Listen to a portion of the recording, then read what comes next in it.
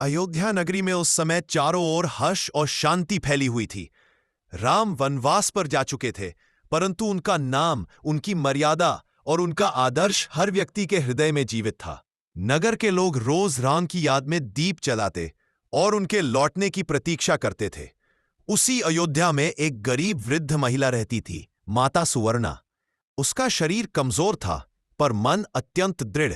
वह रोज सुबह उठकर भगवान राम की तस्वीर के सामने दिया जलाती और कहती, प्रभु, मुझे इतना सामर्थ्य देना कि मैं किसी का दिल न दुखाऊं। एक दिन अयोध्या में बड़ा उत्सव था। सीता माता की याद में अन्य क्षेत्र की व्यवस्था की गई थी, जहां सभी गरीबों, यात्रियों और स्त्रियों को भोजन बांटा जा रहा था।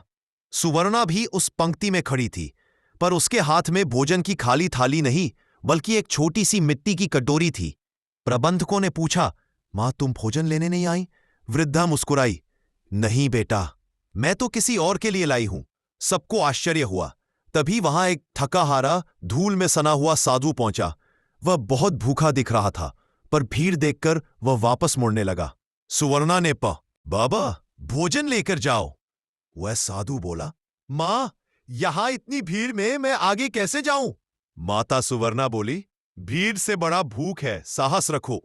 आओ, यह कटोरी तुम्हारे लिए ही लाई हूं। वह साधु लौटा। उसे आदरपूर्वक भोजन दिया गया।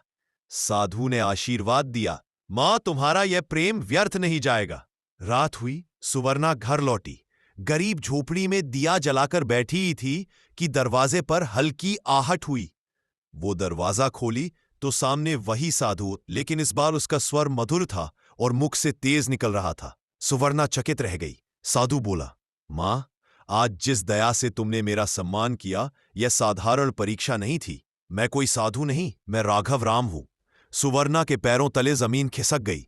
वह रोते हुए बोली, प्रभु, मेरे जैसे तुच्छ मनुष्य के घर आप कैसे?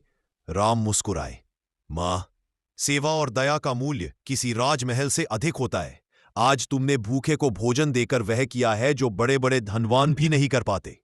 तुम्हारी यह कटोरी, यह प्रेम मेरे लिए अमूल्य है। राम ने उस मिट्टी की कटोरी को उठाया और बोले, यह कटोरी मैं अपने, ताकि मुझे सदैव याद रहे कि सच्चा धर्म दया और सेवा में है।